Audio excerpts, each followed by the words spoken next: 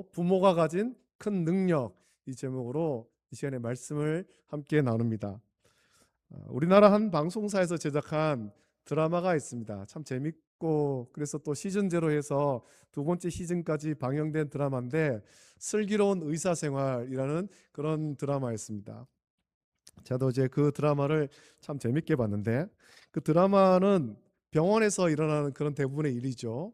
의사, 한 대학 동기들이 한 병원에 모여서 이사장 아들인 그 아들이 있는 병원에 같이 모여가지고 있으면서 있었던 어떤 에피소드를 소개해 주는 겁니다.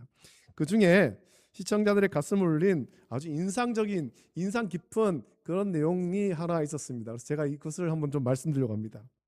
그 에피소드 중에 이런 게 있었습니다. 간이 상해서, 간이 좋지 않아서 이식을 받지 않으면 생명이 위험한 딸이 한 명 있었습니다. 그 아버지는 딸을 살리고 싶어서 딸에게 자기 간을 좀 이식해 주기를 간절히 원했습니다. 이식을 하려면 병원에서는 이식을 받을 사람, 이식을 해줄 사람 다 같이 이제 검사를 하죠. 그래서 이식을 할 수 있는가, 건강 상태가 되는가, 이것이 서로 맞는가 여러 가지로 검사를 하고 그래서 이제 이식을 진행하게 됩니다. 그런데 참 안타깝게도 검사 결과 아버지는 의사가 이렇게 말한 겁니다. 아버지의 건강 상태가 안 좋아서 이식을 할 수는 있는데 건강 상태가 너무 안 좋아서 이식을 못한다, 불가 판정을 내린 거예요. 적합하지 않다. 왜냐하면 아버지가 이제는 체중도 많이 나가고 지방간이 있어서 아버지 간이 지금 건강하지 않으니까 이식하기에는 부적합합니다. 그렇게 판결을 내린 겁니다. 이 상태로 수술을 진행하면 아버지와 딸 모두가 건강할 수가 없다, 위험할 수 있다, 그렇게 판결한 거죠. 그래서 의사의 그 말을 듣고 아버지는 돌아갔습니다. 그리고 다시 의사를 찾아오지 않았습니다. 병원에서는 그렇게 생각했습니다. 이식을 못한다니까 이제 아버지가 딸을 버렸는가 보다, 6개월간 찾아오지 않는 거 보니까 아버지가 딸을 좀 버렸는가 보다, 매정하다, 그렇게 생각했어요. 그렇게 6개월이라는 시간이 흘렀고 놀랍게도 6개월 만에 그 아버지가 의사를 다시 찾아왔습니다. 다시 병원을 찾아온 아버지를 본 의료진은 너무 깜짝 놀랐습니다. 왜냐하면 그곳에는, 의사 앞에는 6개월 전과는 전혀 다른, 도저히 알아볼 수 없을 정도로 홀쭉해진 그런 아버지가 서 있는 거예요. 아버지는 오직 딸을 살리겠다, 그 일념 하나로 지난 6개월 동안 정말 피나는 노력을 했습니다. 혹독하게 식단 조절을 하고 운동을 해서 자기도 건강하고 자기 간을 건강하게 했죠. 체중을 감량했습니다. 결국 자신의 간을 건강한 상태로 만들어서 다시 돌아온 겁니다. 내 간을 이제 건강하게 만들었으니까 이 간을 내 딸에게 이식해달라. 그렇게 6개월 만에 돌아온 거죠. 자신의 몸을 깎아내는 고통을 견디면서 딸을 위해서 기꺼이 자기를 준비시킨 아버지의 모습. 비록 그것이 연출된 드라마의 한 장면이지만 그 속에 담긴 부모의 그런 사랑은 화면 너머의 모든 이들에게 감동을 주기에 충분했습니다. 사랑하는 딸, 사랑하는 자녀를 살리기 위해서 자기를 희생하는 부모의 모습을 드라마를 통해서 보여준 거예요. 드라마의 그 에피소드를 보면서 사랑에는 사람을 변화시키고 불가능을 가능하게 하는 위대한 능력이 있다라는 사실을 사람들은 이제 깨닫게 된 거죠. 그 드라마를 본 사람이라면 그 장면에서 다들 감격했을 겁니다. 부모가 자녀를 향해서 품은 사랑은 세상 그 어떤 권력이나 지식보다 강한 힘을 냅니다. 오늘 우리는 성경 본문을 통해서 영적 자녀들을 향해 이런 부모의 심정을 쏟아냈던 한 사람, 바울을 만나게 됩니다. 바울이 고백하는 부모가 가진 큰 능력이 무엇인지, 그리고 그 능력이 어떻게 고린도 교회를, 그리고 오늘날 교회를 세우고 성도를 온전하게 하는지를 함께 나누면서 우리가 하나님의 은혜를 함께 나누기를 원합니다. 오늘 본문이 기록된 고린도전서는 바울이 2차 전도 여행 중에 세운 그런 고린도 교회에 보낸 편지입니다. 현재는 고린도에 있지 않고 그렇지만 편지로 보낸 거죠. 고린도라는 도시는 당시 그 헬라 문화의 상업과 문화의 중심지였습니다. 지중해 연안에 있으면서 아주 무역으로 번성했던 그런 도시였고, 그래서 다양한 인종과 다양한 문화, 다양한 철학이 뒤섞인 아주 큰 도시였습니다. 바울은 그곳에서 아굴라와 브리스길라를 만나서 함께 지내면서 그들과 함께 천막을 만들어서 그것을 팔고 그것으로 자신의 생활비와 사역비를 충당했고 안식일마다 회당에 가서 복음을 전했죠. 고린도 교회에서 어떤 사례를 받지 않고 자비량으로 복음을 전했습니다.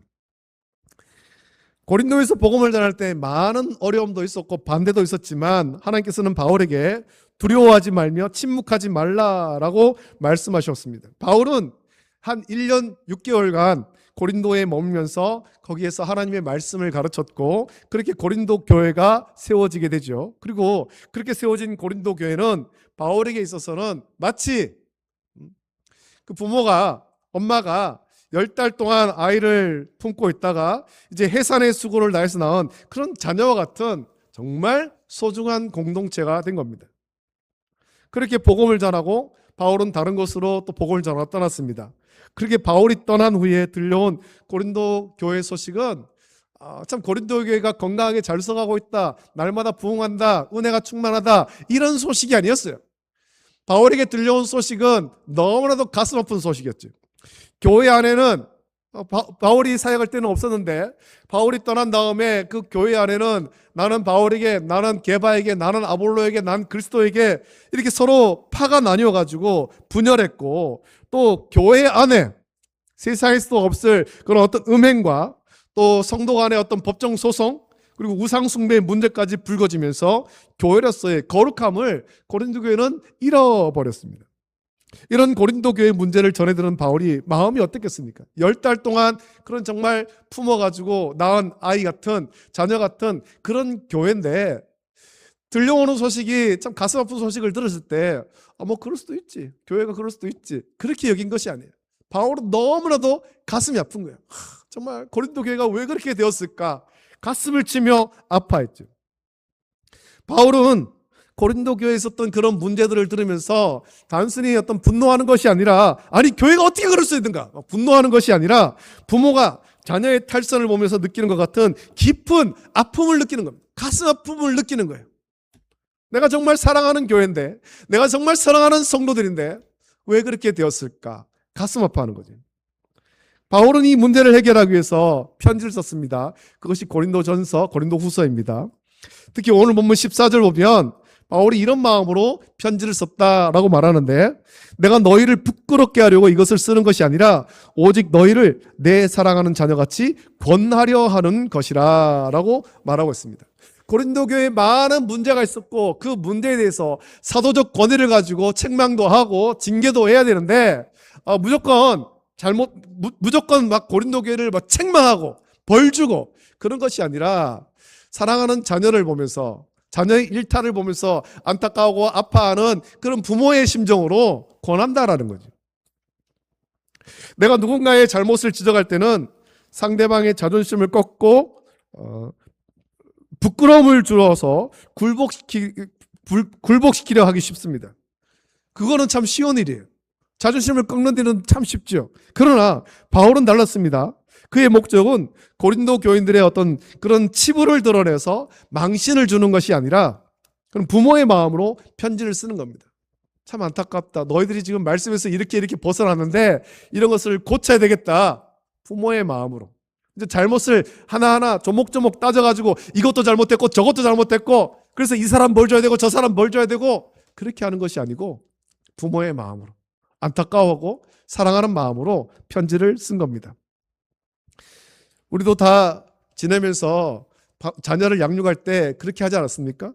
부모가 자녀를 훈계할 때 그건 자녀가 미워서가 아니라 잘못된 길에서 돌이켜서 바른 삶을 살기를 바라는 간절한 마음으로 자녀를 훈계하잖아요. 양육하잖아요. 너 그러면 안 돼? 그렇게 하면은 이게 바르지 않은 행동이야. 잘못된 행동이야. 이거는 고쳐야 돼. 그렇게 할 때 그 잘못한 것을 가지고 자녀가 미워서 아유 저는 인간 안 되는 죄송합니다 이런 말해서 저건 인간 안 되는 놈이야. 그러면서 버리는 게 아니잖아요. 버리는 게 아니잖아요. 잘 되기를 원해서 때로는 매를 때리기도 하는 겁니다. 바울은 정죄의 칼이 아니라 사랑의 매를 들었습니다. 잘못을 바로잡되 그 영혼이 다치지 않도록 세심하게 배려하는 부모의 심정이 14절에 기록된 겁니다. 내가 너희를 부끄럽게 하려는 것이 아니다. 너희가 바로 서기 위해서, 믿음 안에서 바로 서기를 위해서 내가 너희들의 잘못을 지적하고 너희들을 훈계한다라는 겁니다. 14절에서 바울이 권하려 한다라고 사용할 때 이게 이제 헬라어 원어에서는 누테테오라는 말을 씁니다. 누테테오. 이게 단순히 타이르는 것이 아니라 마음속에 훈계를 두다, 강력한 권고를 의미합니다. 바울의 사랑은 그냥 뭐 물은 사랑, 그냥 내 자녀가 하는 것은 무조건 다 뭐 예쁘게 보이고 좋게 보이고, 그래서 다른 애들은 책망해도 내 아이들은 감싸고 도는 그런 물은 사랑이 아니라 내 아이가 잘 되기를 바라는 마음으로 매를 때는 그런 강인하고 책임 있는 사랑인 거예요. 최근에 제가 뉴스를 보다 보니까 그런 뉴스가 나오더라고요. 요즘에 초등학교마다 없어지는 것이 있습니다. 초등학교에서. 초등학교만 아니죠. 초, 중고에 점점 다 없어지고 있는데 수학여행이 점점 없어지고 체험학습이 없어진다고 합니다. 그리고 서울에 있는 어느 초등학교에서는 점심시간에 아이들이 운동장에 나오면 안 된다고 합니다. 점심을 먹고 급식을 먹고 이제 점심시간 동안 오후 수업하기 전에 점심 때 운동장에서 뛰어놀고 그렇게 해야 되는데 그렇게 하면 안 된다라는 거예요. 왜냐하면 일부 부모들이 그 민원을 넣어가지고 학교가 너무 힘든 거예요. 선생님들이 너무 힘든 거죠. 이렇게 민원을 넣는다는 거죠. 점심시간에 아이들이 학교에서 그 운동장에서 노는데 왜 내 아이만 다른 아이들 따돌리게 만드냐, 이렇게 한다는 겁니다. 놀다 보면은 같이 어울릴 수도 있고 그렇지도 못할 수도 있고 이게 자연스럽게 지내면서 사회성을 기르고 그렇게 되는 건데, 일부 부모들이 자기 아이만 감싸면서 악성 민원을 넣다 보니까 그만 이제 학교에서는 이것저것 막 골치가 아픈 거예요.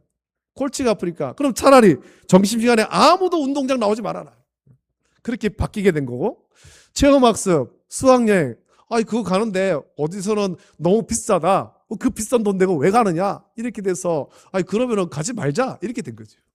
또 체험학습 갔다가 누가 다치면 다친 걸 가지고 선생님이 왜 아이를 다 돌보지 않았느냐, 선생님 책임이다, 그렇게 되니까 학교에서는 그러면은 차라리 수학여행 가지 말고 체험학습 가지 말고 그냥 초등학교 6년 동안, 중고등학교 3년 그렇게 12년 동안 밖에 나가지 말고 교실에서만 수업하자, 이렇게 바뀌게 돼버린 거예요.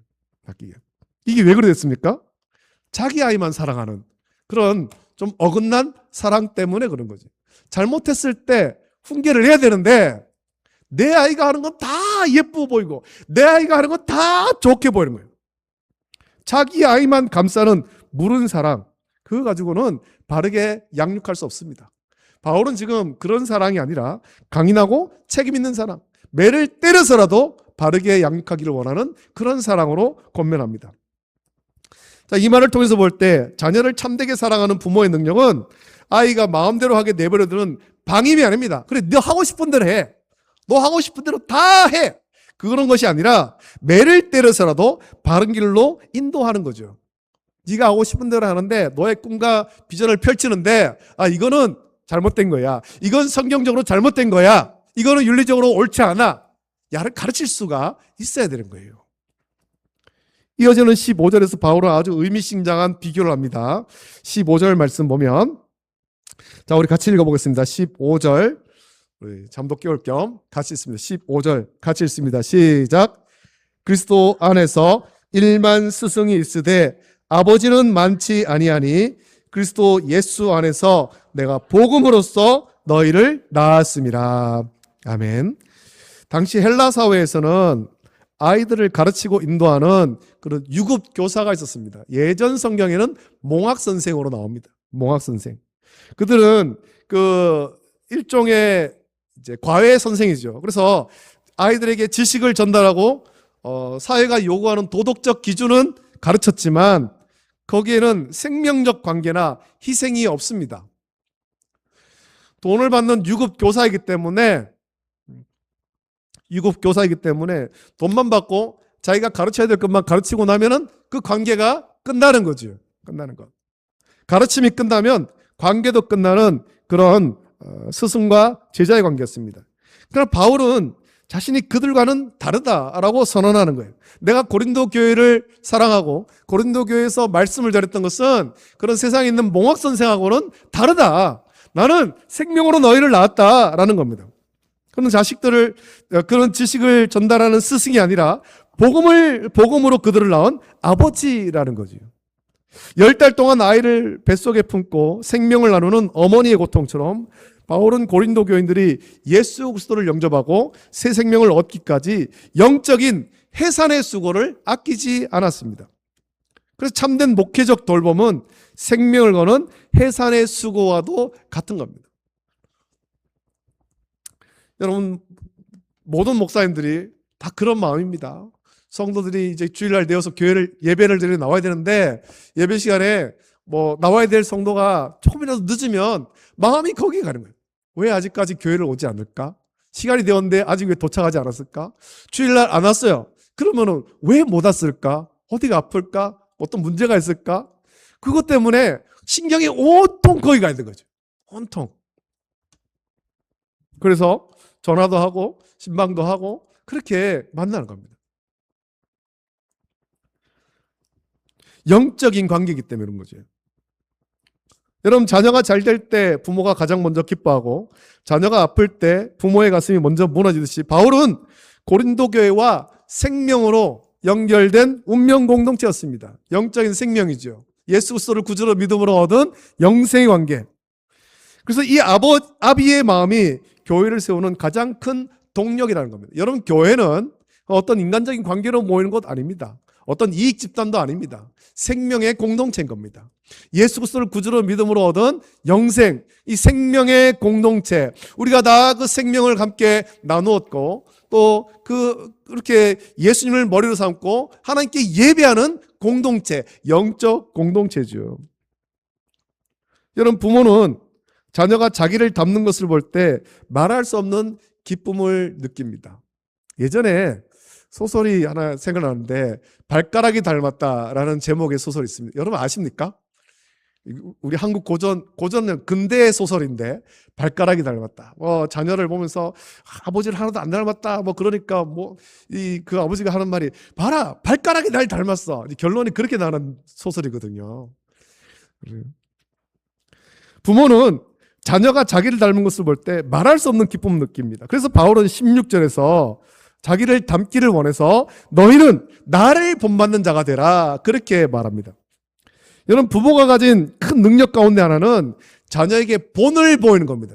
인생의 본을 보이는 것이고 믿음의 본을 보이는 거예요. 자녀는 부모의 말을 듣기도 하지만 결국 부모의 삶을 보면서 자랍니다. 그래서 원하지 않아도 자녀들은 부모를 닮게 되어 있습니다. 몇십 년을 같이 살면서 부모의 어떤 삶을 보지요. 말을 보고 가치관을 공유하고 그래서 부모를 닮아가는 거예요. 그래서 나는 아빠 닮기 싫어. 나는 엄마 닮기 싫어. 그래도 돌이켜보면 똑같은 모습이 나타나게 되는 겁니다. 외모도 닮고 성격도 닮고 말과 행동도 닮게 되죠. 그래서 예전에 그 부모들이 말 안 듣는 자녀들 보면서 뭐라 얘기합니까? 말 안 듣는 자녀 보면서 너도 나중에 커가지고 꼭 너 닮은 거 나아라. 네? 그렇게 말 안 해도 닮은 아이를 낳게 됩니다.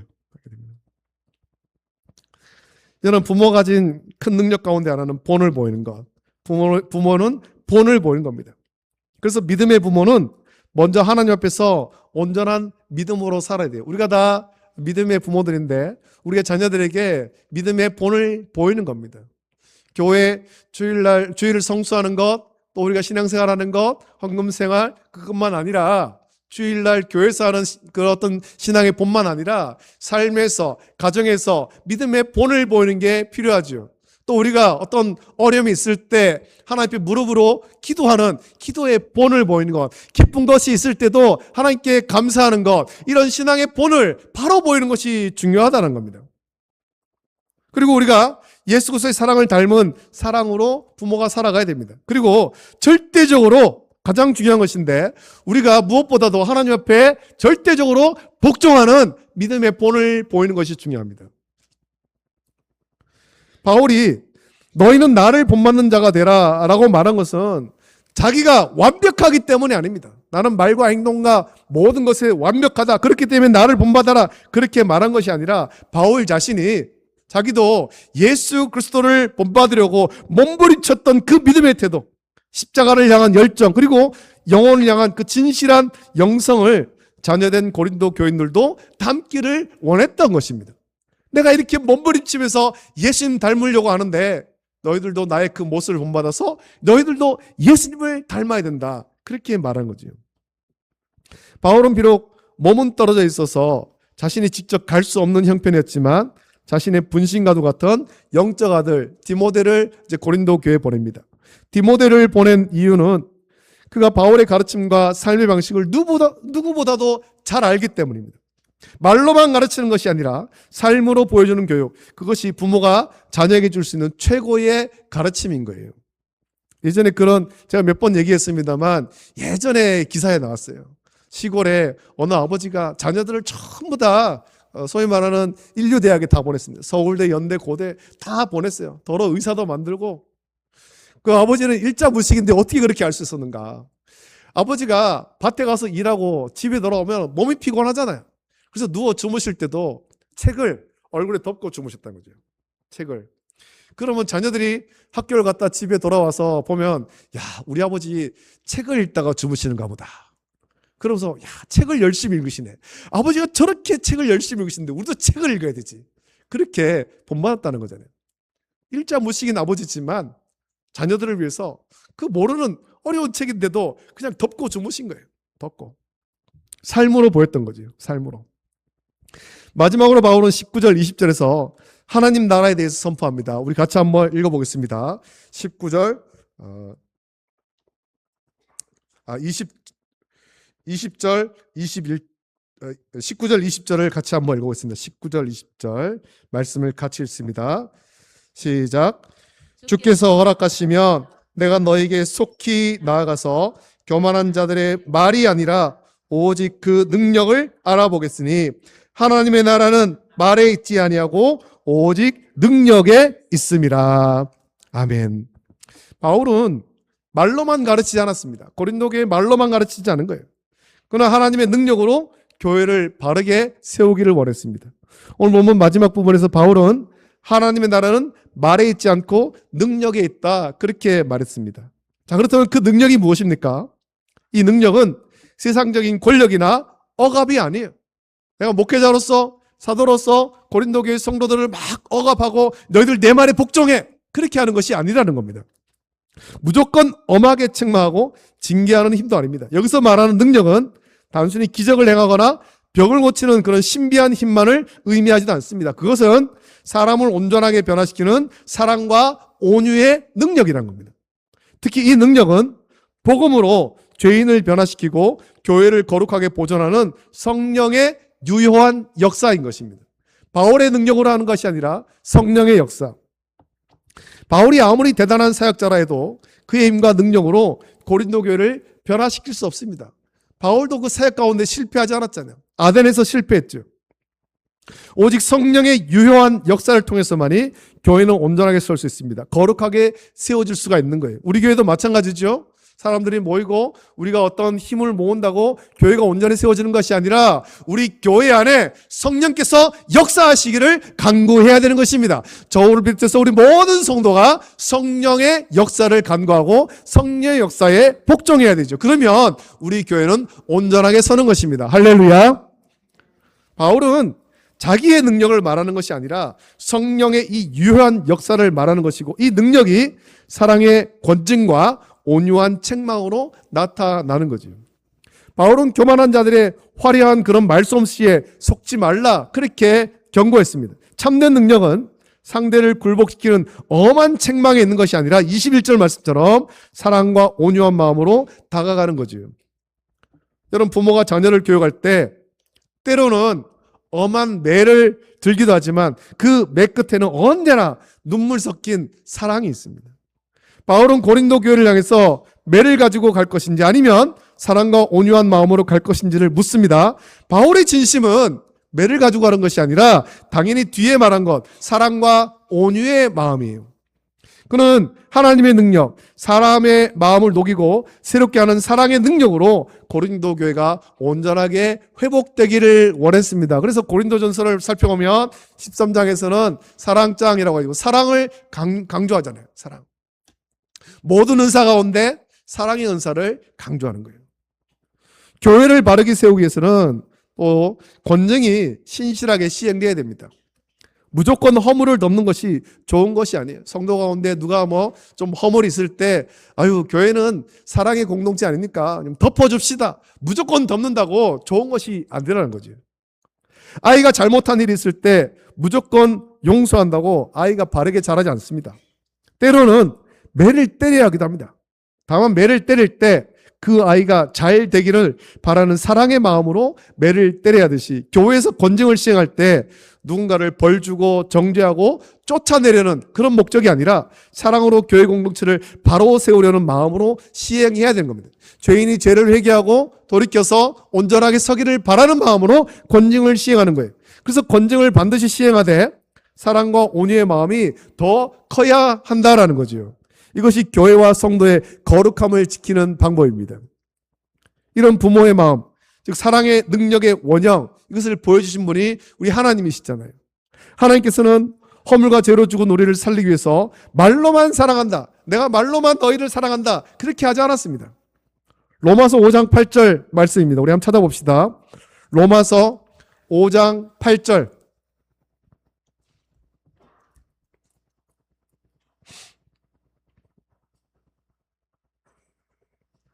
찾아서 그 말씀을 읽어보겠습니다.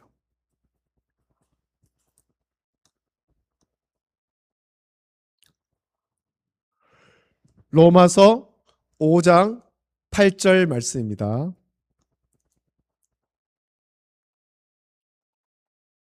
찾으셨으면 같이 읽습니다. 시작. 우리가 아직 죄인 되었을 때에 그리스도께서 우리를 위하여 죽으심으로 하나님께서 우리에 대한 자기의 사랑을 확증하셨느니라. 아멘. 하나님께서 우리를 사랑한다 사랑한다 말씀하시는데 그 사랑을 무엇으로 증명하셨습니까? 독생자 예수 그리스도의 십자가 대속의 죽음으로 확증하셨잖아요. 그래서 에베소서 2장 1절부터 10절 보면 이렇게 말씀합니다. 그는 허물과 죄로 죽었던 너희를 살리셨도다. 그때 너희는 그 가운데서 행하여 이 세상 풍조를 따르고 공중의 권세 잡은 자를 따랐으니 곧 지금 불순종의 아들들 가운데서 역사하는 영이라. 전에는 우리도 다 그 가운데서 우리 육체의 욕심을 따라 지내며 육체와 마음에 원하는 것을 하여 다른 이들과 같이 본질상 진노의 자녀이었더니 긍휼이 풍성하신 하나님이 우리를 사랑하신 그 큰 사랑을 인하여 허물로 죽은 우리를 그리스도와 함께 살리셨고 너희는 은혜로 구원을 받은 것이라. 또 함께 일으키사 그리스도 예수 안에서 함께 하늘에 앉히시니 이는 그리스도 예수 안에서 우리에게 자비하심으로써 그 은혜의 지극히 풍성함을 오는 여러 세대에 나타내려 하심이라. 너희는 그 은혜에 의하여 믿음으로 말미암아 구원을 받았으니 이것은 너희에게서 난 것이 아니요 하나님의 선물이라. 행위에서 난 것이 아니니 이는 누구든지 자랑하지 못하게 함이라. 우리는 그가 만드신 바라 그리스도 예수 안에서 선한 일을 위하여 지으심을 받은 자니 이 일은 하나님이 전에 예비하사 우리로 그 가운데서 행하게 하려 하심이니라 라고 말씀합니다. 하나님의 가장 큰 능력은 하늘에서 불을 내려가지고 불을 내리는 그런 능력이 아니라 독생자 예수 그리스도를 십자가 대속의 제물로 내어주시기까지 우리를 포기하지 않으시는 사랑의 능력인 것입니다. 그래서 요한복음 3장 16절 성경 전체 요절이죠. 예수님께서 니고데모에게 말씀하신 것, 하나님이 세상을 이처럼 사랑하사 독생자를 줬으니 이는 그를 믿는 자마다 멸망하지 않고 영생을 얻게 하려 하심이라 말씀하고 있습니다. 하나님께서 원하시는 것은 너희들 죄를 지었어, 너희들 다 심판받아야 돼, 너희들 다 마지막 때 멸망받아야 돼, 그것이 아니고 독생자 예수 그리스도를 통해서 다 구원받기를 우리 하나님은 원하시는 거예요. 우리를 사랑하셔서. 십자가의 사랑이 우리를 죄에서 구원했고 그 사랑의 말씀이 오늘 우리를 하나님의 사람으로 온전하게 빚어가고 있는 것입니다. 우리가 하나님의 사랑, 예수님의 사랑을 묵상하고 그 사랑 가운데 순종하면서 우리가 성령으로 변화되는 거지요. 오늘 우리는 바울의 고백을 통해서 부모가 가진 진정한 능력이 무엇인가 하는 것을 같이 묵상했습니다. 그것은 자녀의 잘못을 부끄럽게 만드는 날카로운 어떤 책망이 아니라 허물을 덮어주고 눈물로 권면하는 뜨거운 사랑입니다. 그 자녀가 바르게 자라기를 원해서 온전한 믿음으로 자라기를 바라는 그런 뜨거운 사랑이죠. 바울은 예수 그리스도의 십자가에서 나타난 그 온유와 사랑을 본받았고 그 마음으로 고린도 교회를 품었습니다. 그는 지식을 가르치는 1만 명의 스승보다 생명을 가르치는 한 명의 아버지가 되기를 원했습니다. 이 시대의 모든 목회자와 교회 지도자들 그리고 믿음의 선배들이 가져야 될 마음이 이 마음이에요. 또 저와 여러분들이 우리 자녀들을 향해서 가져야 될 마음도 이 마음입니다. 우리가 어떻게 서로를 보고 교회를 보며 이런 마음을 품을 수 있겠습니까? 우리에게 이런 마음을 품게 하시는 분은 오직 성령님이신 것입니다. 우리 좌우에 있는 앞뒤에 있는 우리 함께 예배하는 우리 성도들 보면서 사랑과 긍휼의 마음을 품게 하시는 분이 성령님이라는 거죠. 우리를 사랑해서 우리를 죄에서 구원하려고 십자가에 박혀 보혈을 주신 예수님을 이 한 주간 깊이 묵상하십시오. 그리고 성령을 의지해서 우리를 사랑하신 예수 그리스도의 사랑을 우리가 온전하게 본받기를 원합니다. 우리 교회 안에는 여전히 고린도 교회와 같은 연약함과 갈등이 있을 수 있습니다. 서로의 생각이 달라서 부딪히기도 하고 때로는 누군가의 허물이 막 눈의 가시처럼 보일 때도 있습니다. 그때 우리가 그런 스승의 마음으로 비판하고 정죄한다면 교회는 차가운 비판의 장소밖에는 되지 않을 겁니다. 그러나 우리가 바울처럼 부모의 심장을 가진다면 상황이 달라지죠. 부모가 자녀의 허물을 보며 대신 아파하면서 기도로 그 허물을 덮어줍니다. 자녀가 스스로 일어날 때까지 온유함으로 기다려주는 거예요. 비록 드라마 속 이야기였지만 자기 딸을 살리려고 자기를 희생했던 아버지처럼 우리도 자녀된 성도들을 살리기 위해서 우리 자신의 모난 성품을 깎아내고 우리의 영성을 먼저 건강하게 준비해야 할 것입니다. 내가 먼저 그리스도를 본받는 삶을 살 때 비로소 우리의 말에는 능력이 실리고 우리의 권면에는 생명력이 깃들게 되는 거예요. 하나님께서는 우리를 하나님의 자녀로 부르셨고 또한 우리를 세상의 영적인 부모로 세우셨습니다. 부모가 자녀에게 부모로서의 권위를 가지듯이 바울도 본문에서 하나님이신 목회자의 영적 권위로 권면합니다. 21절에서 매를 가지고 너에게 나아가랴 라고 물은 것은 교회의 질서를 세우려는 사도적 권위에서 나온 말이에요. 우리는 교회의 질서와 직분의 권위를 또한 존중합니다. 우리가 서로의 허물을 덮어주는 것과 동시에 진리 안에서 서로를 바로잡아주는 영적 권위를 인정하는 태도가 중요합니다. 바울이 하나님이신 목회자의 영적 권위로 고린도 교회의 잘못을 바로잡고 하나님의 능력으로 교회를 온전하게 하기를 원했습니다. 이제 우리도 바울을 본받아서 사랑과 온유로 교회와 성도를 서로 섬기고 교회의 영적 질서를 바로 세우며 성령 안에서 순종해야 될 것입니다. 서로의 아픔을 나의 아픔으로 여기고 사랑으로 권면해서 기도로 세워가길 원합니다. 비난의 말 대신에 우리는 서로를 축복하는 말을 그리고 정죄의 눈빛 대신에 사랑과 긍휼의 눈빛을 나누기를 원하고 그래서 우리 교회가 하나님의 사랑이 흐르는 따뜻한 보금자리가 되고 모든 성도가 그리스도의 장성한 분량까지 자라나는 아름다운 믿음의 공동체가 되시기를 예수님의 이름으로 축복합니다.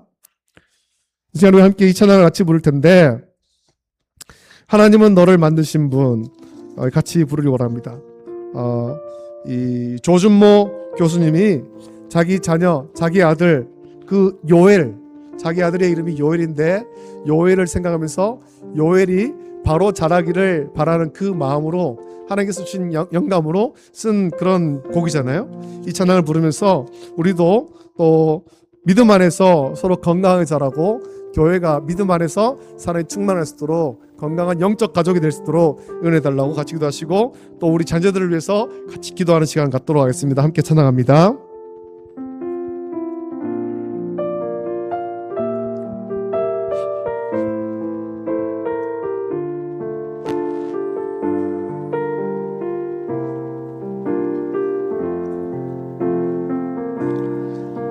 하나님은 너를 만드신 분, 너를 가장 많이 알고 계시며, 하나님은 너를 만드신 분, 너를 가장 깊이 이해하신단다. 하나님은 너를 지키시는 분, 너를 절대 포기하지 않으며, 하나님은 너를 지키시는 분, 너를 쉬지 않고 지켜보신단다. 그의 생각 셀 수 없고, 그의 자비 무궁하며, 그의 성실 날마다 새롭고, 그의 사랑 끝이 없단다. 하나님은 너를 원하시는 분, 이 세상 그 무엇 그 누구보다 하나님은 너를 원하시는 분, 너와 같이 있고 싶어 하신단다. 하나님은 너를 인도하는 분, 광야에서도 폭풍 중에도 하나님은 너를 인도하는 분, 푸른 초장으로 인도하신단다. 그의 생각 셀 수 없고, 그의 자비 무궁하며, 그의 성실 날마다 새롭고, 그의 사랑 끝이 없단다. 오늘 이 말씀을 묵상하시면서 같이 기도하기를 원합니다. 우리가 그리스도의 사랑으로 성숙하게 해달라고 같이 기도하시고, 또 우리가 영적인 부모로서 우리의 다음 세대들을 믿음 가운데 잘 양육할 수 있도록 은혜 달라고 같이 기도하시고, 이제 특별히 우리 자녀들을 위해서 같이 기도합니다. 시대가 악하고, 그래서 참 우리 자녀들이 어떻게 살아야 될지, 인생을 어떻게 살아야 되는지 갈 바를 알지 못하고 갈피를 잡지 못하고 방황하는 그런 자녀들이 있을 수도 있는데, 하나님께서 은혜를 주시고 우리 자녀들이 예수님을 인격적으로 만나고 온전한 믿음으로 살아가게 해주시옵소서. 먼저 부모된 우리가 영적인 우리 자녀들에게 믿음의 좋은 본을 보이고 그리스도의 사랑으로 양육할 수 있도록, 그래서 우리 자녀들이 믿음 안에서 바로 설 수 있도록 은혜 달라고 이 제목 가지고 우리 합심하여서 이 시간에 함께 기도하겠습니다. 참 좋으신 아버지 하나님, 사랑과 은혜를 감사합니다. 아버지 하나님, 우리 시간에도 주여져 인도하시고 말씀 주심을 감사하며 드립니다. 우리 아버지 하나님이시여, 고린도 교회를 바라보면서 고린도 교회의 소식을 들으면서 참 안타까워하고 고린도 교회가 참 바로 서기를 간절한 마음으로 아버지 하나님 편지를 썼습니다. 그는 아버지 하나님 부끄럽게 하려는 것이 아니라 사랑으로 건면하기 위해서 이 편지를 썼다, 아비의 심정으로 편지를 썼다 말하고 있습니다. 아버지 하나님, 하나님께서 우리를 바라보실 때 정말 아버지 안타까워하면서 우리가 믿음 가운데 바로 서고 온전한 사랑으로 서기를 간절히 바라는 마음이 있으신데, 아버지 하나님 주님의 사랑을 우리가 본받게 해주시기를 원하고, 또 아버지 하나님 우리의 다음 세대를 말씀으로, 하나님 말씀으로 양육하고 믿음의 좋은 본을 보일수록 은혜를 베풀어 주시옵소서. 우리 다음 세대 믿음 가운데 잘 자라날 수 있도록 은혜를 넓혀 주시기를 간절히 소원하옵나이다. 아버지 하나님, 우리 자녀들이 인격적으로 주를 만나고 참 이 주 죄악에 물들지 아니하고 믿음의 삶을 살아갈 수 있도록 주께서 선하게 인도하여 주시옵소서. 이 한 주간 주의 은혜 가운데 온전히 살기를 간절히 원하며 거룩하신 예수님의 이름으로 감사 기도드리옵나이다. 아멘. 참 좋으신 아버지 하나님, 사랑과 은혜를 감사드립니다. 아버지 하나님, 하나님께서 우리 부모에게 주신 능력이 있는데 많은 지식은 없을지라도, 많은 재물은 없을지라도 그 자녀를 사랑하는 그런 뜨거운 마음을 주셨습니다. 아버지 하나님, 하나님께서 먼저 보이신 이 뜨거운 사랑, 이것을 우리 가슴에 품게 하시고 우리 자녀들을 사랑하되 말씀 안에서 바르게 양육할 수 있는 그런 부모가 되게 하여 주시옵소서. 먼저 부모가 믿음의 좋은 본을 보이며 하나님을 경외하고 온전한 믿음 생활하고 이 세상을 믿음으로 살아가는 본을 보이게 하시고 기도의 본을 보이게 하여 주셔서 우리 자녀들이 그 부모를 바라보면서 부모를 본받아서 온전한 믿음 가운데 서게 하여 주시옵소서. 시대가 악합니다. 아버지 하나님, 또 우리 자녀들이 참 어떻게 살아야 될지 알지 못하는 어려운 시대를 살아갑니다. 이때 우리 자녀들이 믿음의 부모를 통해서 믿음의 본을 본받게 하시고 그리스도의 사랑을 깨달아 알 수 있도록 은혜 주시고 예수님을 인격적으로 만나서 거룩하고 구별된 믿음의 삶을 온전히 살 수 있도록 인도하여 주시옵소서. 이 한 주간 은혜 주시기를 간절히 소원하며 거룩하신 예수님의 이름으로 기도드립니다. 아멘. 우리 주님께서 가르친 기도로 예배를 마칩니다. 하늘에 계신 우리 아버지여, 이름이 거룩히 여김을 받으시오며 나라가 임하시오며 뜻이 하늘에서 이루어진 것 같이 땅에서도 이루어지이다.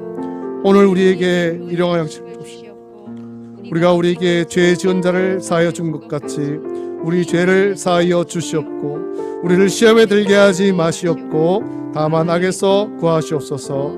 나라와 권세와 영광이 아버지께 영원히 있사옵나이다. 아멘.